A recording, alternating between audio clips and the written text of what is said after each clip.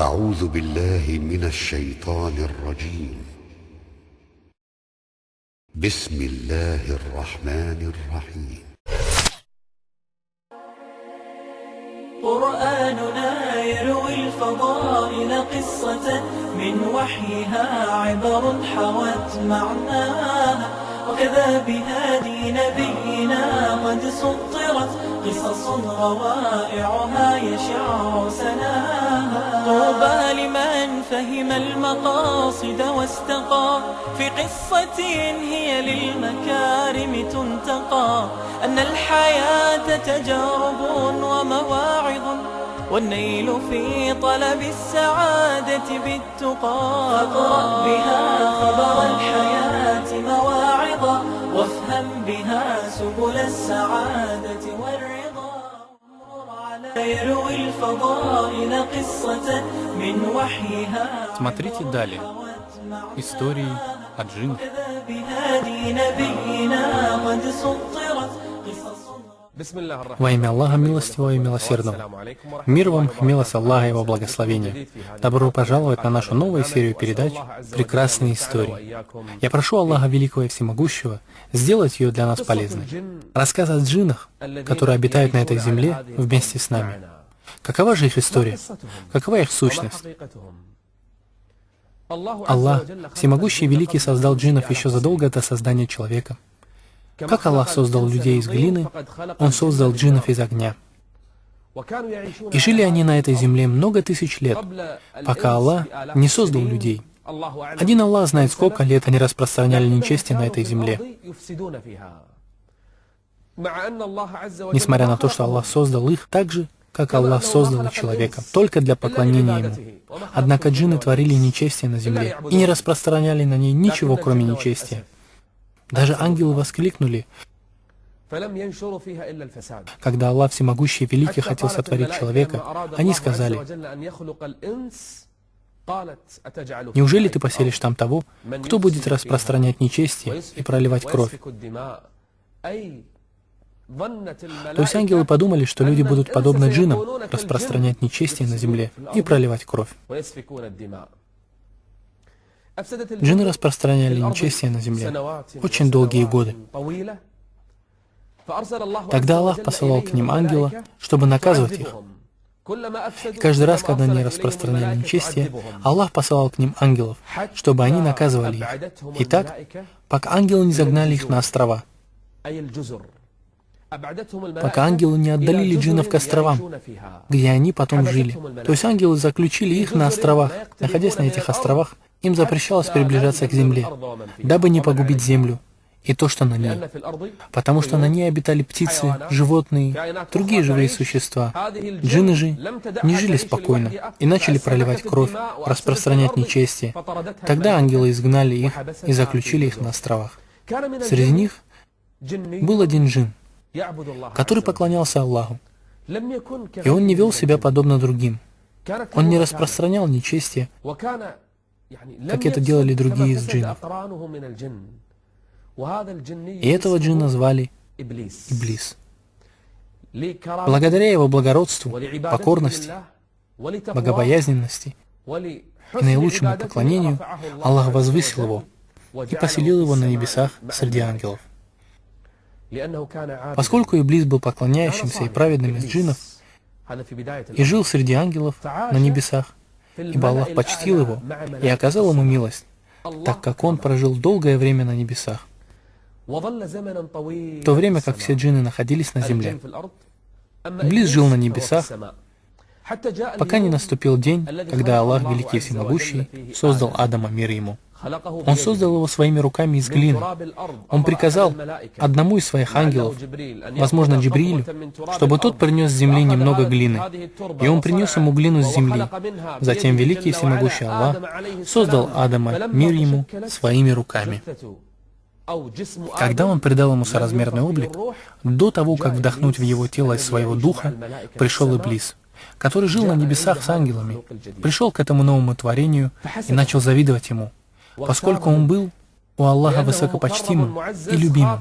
Он испугался, что придет новое творение и займет его место. Посмотрите на эту зависть, посмотрите на порочность души. Иблис начал вести себя так, как ведут себя неверующие джинны. Несмотря на то, что Аллах оказал ему милость, однако это не принесло ему пользу. Вот Иблис крутится вокруг нового творения, заходит в него и выходит из него, заходит в его тело и выходит оттуда. Говорит: «Воистину ты пустой. Если я возьму власть над тобой, то непременно уничтожу тебя». И также он говорил ангелам. Но ангелы не ослушаются Всевышнего Аллаха и не измышляют зло. Однако Иблис стал принимать свой прежний, зловещий, мерзкий характер. И вот Аллах создал Адама, вдохнул в него дух, затем Адам чихнул, и Аллах научил его всевозможным именам. И Аллах приказал ангелам поклониться ему. Поклониться кому? Поклониться Адаму. Аллах приказал всем ангелам, и среди них был Иблис, который поклонялся Аллаху, так же, как и ангелы. Но в душе его все еще оставалась порочность. Он поклонялся Аллаху вместе с ангелами, и Аллах возвысил его. И когда Всевышний Аллах приказал ангелам, чтобы те поклонились Адаму, все поклонились, кроме Иблиса.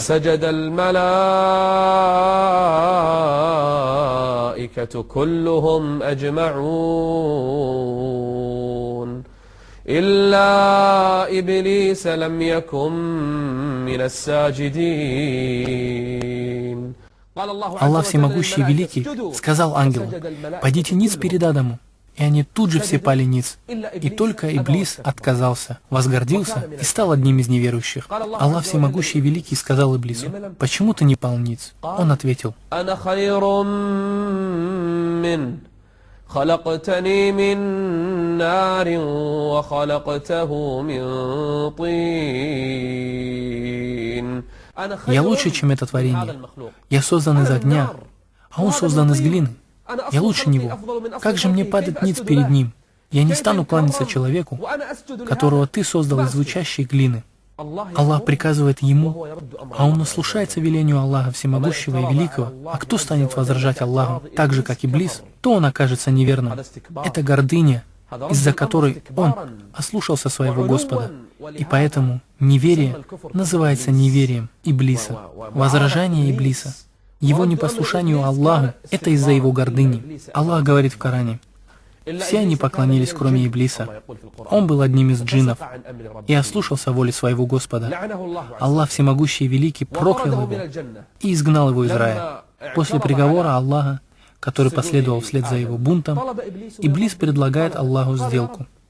Он сказал: «О мой Господь, поскольку ты проклял меня и отлучил от себя, отсрочь мне до дня, когда они будут воскрешены, и я не прошу больше ничего». А джинны, как известно, живут больше, чем люди, но они все равно умирают. Однако Иблис попросил Аллаха продлить его жизнь до судного дня. Для чего же? Он говорит, Иблис говорит: «За то, что ты совратил меня, я прибегаю за защитой к Всевышнему». Посмотрите же на омерзительный характер Иблиса. Он говорит своему Господу: «За то, что ты совратил меня».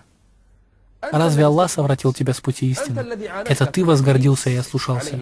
Но Иблис, да будет он проклят Аллахом, говорит: «За то, что ты совратил меня с пути истины, я буду мешать им следовать по твоему прямому пути. Затем я непременно буду являться к ним, и спереди, и сзади, и справа, и слева, и ты убедишься, что большинство из них неблагодарны. Я буду делать все возможное, чтобы обмануть и сводить их с своего пути». Аллах изгнал его из рая и лишил его своей милости, и поселил Адама, мир ему, в этом раю, и создал из ребра Адама его жену, и жили они в раю прекрасно. Отныне Иблис отверженный. И ангелы запрещают ему входить в рай, из которого он был изгнан. Что же ему делать? В раю обитало животное, которое заходило и выходило из него. И только один Аллах знает, как это было. И что же это было за животное? Это была змея. Она заходила в рай и выходила из него. И как передается в преданиях, что Иблис попросил змею разрешить ему зайти в нее, когда она будет заходить в рай, чтобы он зашел вместе с ней.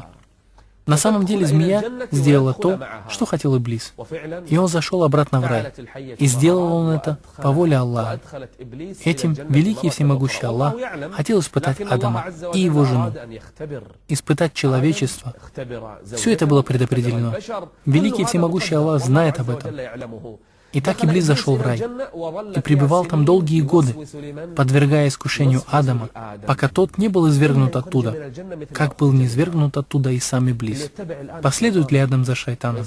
Ответит ли он Иблису и его шайтану? Посмотрите же на первую вражду. Если бы не Иблис, мы бы сейчас с вами были в раю. Иблис зашел в рай и стал подвергать их искушению. Он стал говорить Адаму: «О, Адам, что Аллах запретил тебе в раю?» Он запретил мне одно дерево. Аллах сказал Адаму и Еве: «Не ешьте с этого дерева, не то вы станете грешниками. Можете пользоваться всеми благами, которые здесь есть, и кушать все фрукты с деревьев, кроме одного дерева».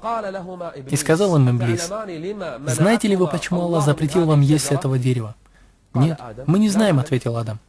«Ваш Господь запретил вам кушать с этого дерева, чтобы вы не стали ангелами, потому что если ты съешь этот фрукт, то ты станешь ангелом и будешь жить вечно в этом раю». «И что же мне делать тогда?» — спросил его Адам. «Ешь, чтобы ты стал ангелом и пребывал вечно в этом раю». Не прислушался к его словам Адам. Передается, что Ева начала прислушиваться к словам Иблиса больше, чем Адам. Она прислушивалась к его словам раньше Адама, мир ему. И стал шайтан нашептывать Адаму, мир ему. Но он не верил ему, пока однажды шайтан не поклялся ему именем Аллаха: «Воистину я для вас добрый советчик». Когда шайтан поклялся Аллахом, Адам, мир ему, подумал: невозможно, чтобы кто-то клялся именем Аллаха, будучи лжецом. Тогда они прислушались к словам шайтана, пошли и поели плоды запретного дерева. Когда же они вкусили плоды того дерева, перед ними воочию предстали их срамные места, и стали они склеивать листья райских деревьев, чтобы прикрыть свою наготу. А шайтан радовался тому, что он сделал. Адам раскаялся в содеянном. Но Аллах, всемогущий и великий, вывел Адама и Еву из рая и спустил их на землю вместе с Иблисом и поселил их троих на земле. Он поселил их на земле, чтобы испытать их еще раз. Если же к вам явится от меня верное руководство, то всякий, кто последует моему верному руководству, не окажется заблудшим и несчастным. Вражда джиннов и шайтанов по отношению к человеку на земле. Что же случилось? Всемогущий и великий дал ему отсрочку до судного дня, и у него было потомство.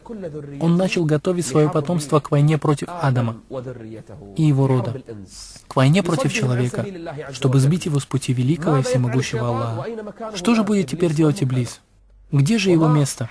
Какова сущность вражды между джиннами и человеком? И видел ли пророк, да благословит его Аллах и приветствует воочию джиннов? Видел ли он шайтанов? Происходило ли что-нибудь между ним и джиннами? Все ли джинны являются шайтанами и слугами Иблиса? Или все же есть джинны, которые не имеют никакого отношения к Иблису? Это то, что мы узнаем после небольшой паузы. Оставайтесь с нами. Итак, началось испытание на земле, на которой не было никого, кроме Адама и Евы.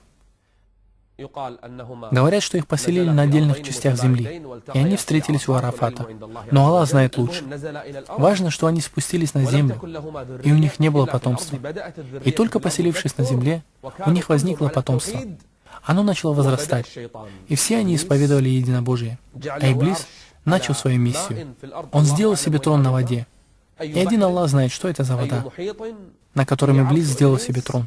Он вывел все свое потомство для того, чтобы совратить сыновей Адама.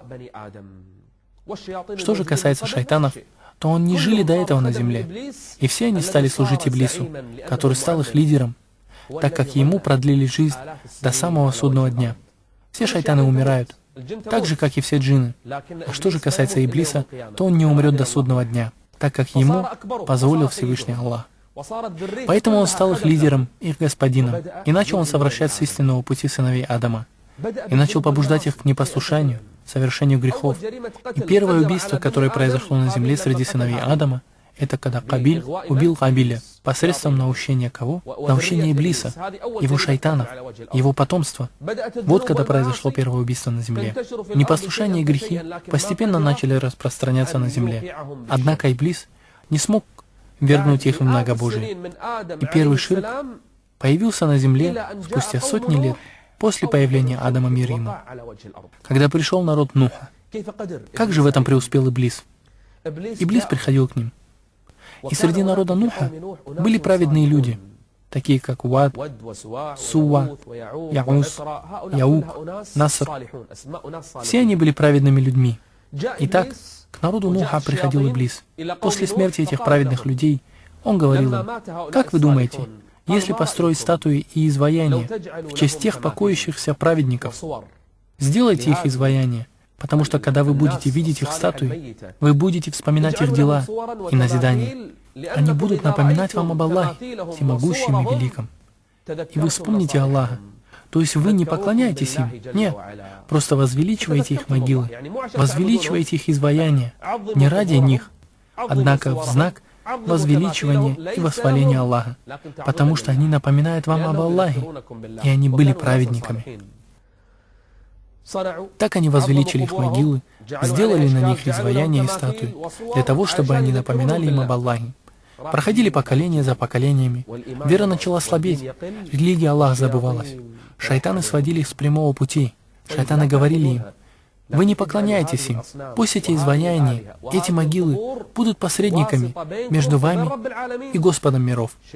Шайтаны ждали долгие годы, быть может сотни лет, ради одной вещи, пока не прошли поколения за поколением, и не пришел народ, который стал поклоняться этим идолам и этим могилам.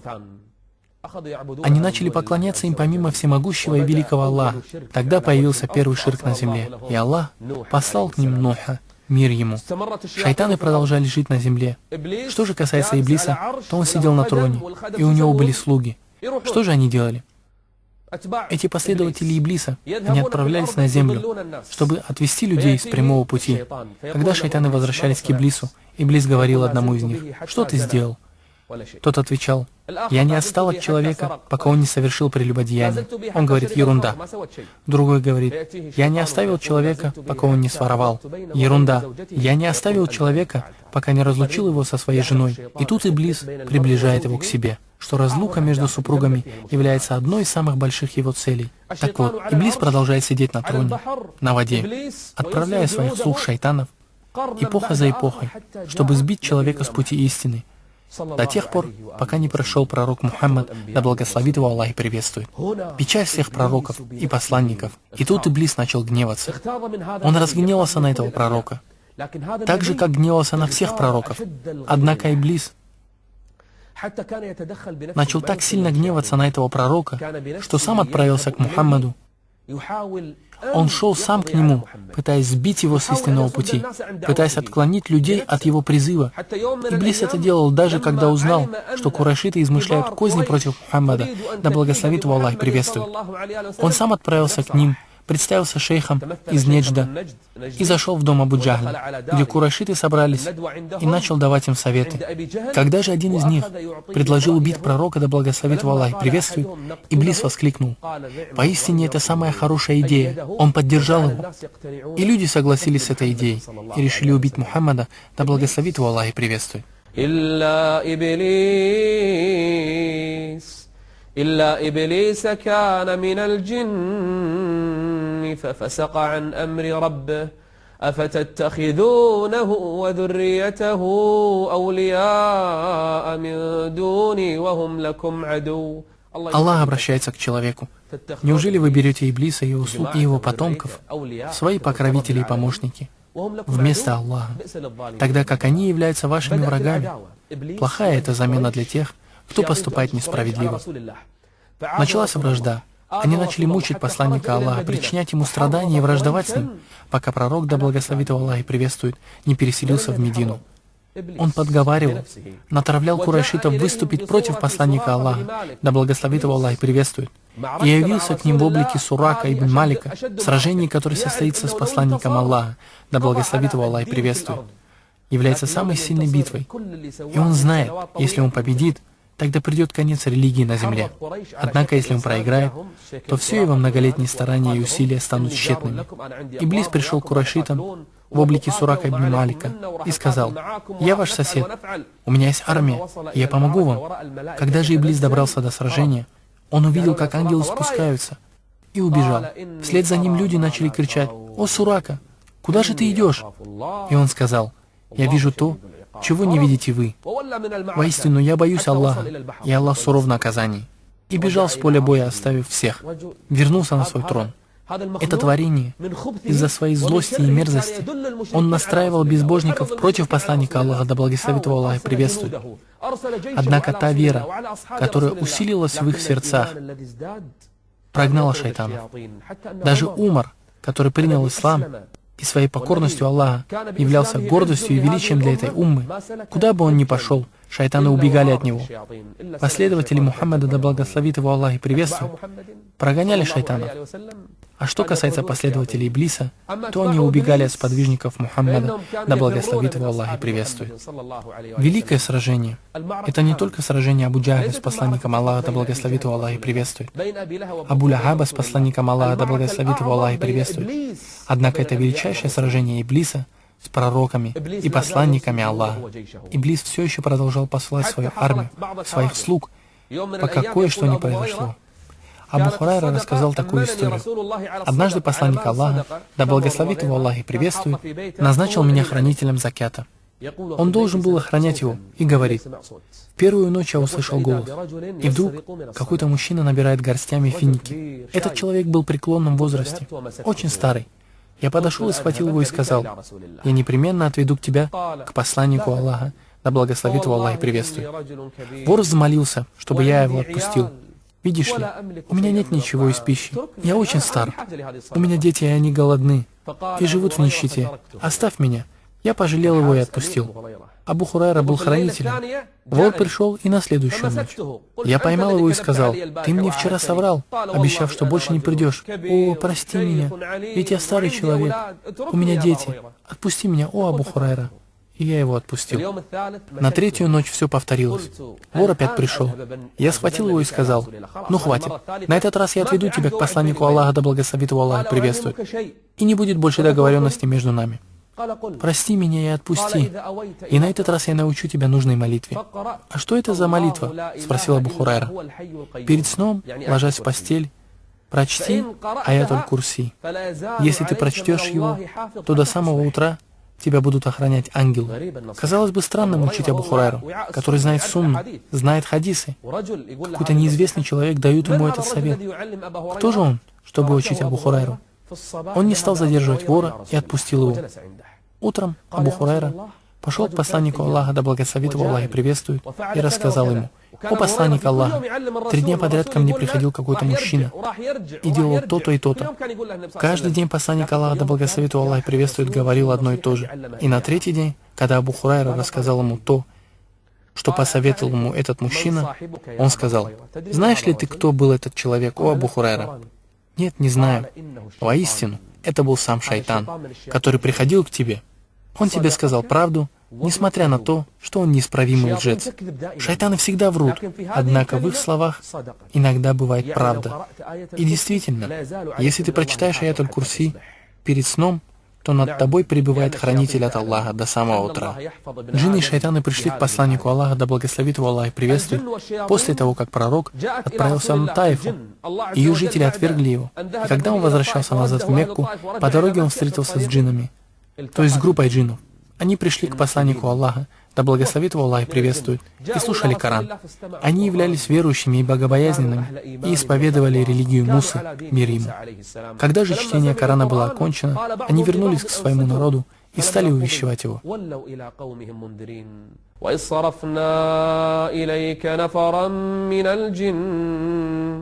نفرا من الجن يستمعون القرآن فلما حضروه قالوا أنصتوا فلما قضي ولوا إلى قومهم منذرين. Они уверовали во всемогущего и великого Аллаха и отвергли все божества помимо Аллаха. В жизни пророка, да благословит его Аллах и приветствует, были случаи с джиннами. Однажды, когда пророк, да благословит его Аллах и приветствует, молился, он поймал что-то. Сподвижники увидели и сказали: что же ты поймал? Он сказал: это был шайтан. Пророк, да благословит его Аллах и приветствует, поймал его своими руками. Он говорит: если бы не молитва моего брата Сулеймана, я бы завязал его вокруг колонны мечети, чтобы дети играли с ним. И что же это за молитва? Господи, даруй мне такую власть, которая после меня не будет приличествовать никому. Таким образом, продолжают жить джинны среди нас. Среди них есть верующие и неверующие. Эти создания подобны людям, и среди них есть праведные, есть творящие зло. Так шайтаны из джиннов живут на этой земле, сбивая людей с прямого пути Аллаха, пока Аллах не унаследует землю и то, что на ней. Разве не удивительно, что мы встречаем сегодня людей, несмотря на то, что Аллах оказал им милость, мы находим этих людей, поклоняющихся шайтану. Плохим является их удел. Однако тот, кто последует за шайтаном, окажется вместе с ним в аду, в день, когда Иблис будет произносить речь и скажет: «Воистину, обещание Аллаха было правдиво, а я обещал вам, но не сдержал данного вам слова. У меня не было над вами никакой власти, я звал вас, и вы послушались меня». Это история про джиннов и шайтанов, которая упоминается в Коране и в Сунне. Увидимся, иншаллах, на следующей серии передач. Мир вам, милость Аллаха и Его благословение. قرآننا يروي الفضائل قصة من وحيها عبر حوت معناها وكذا بهادي نبي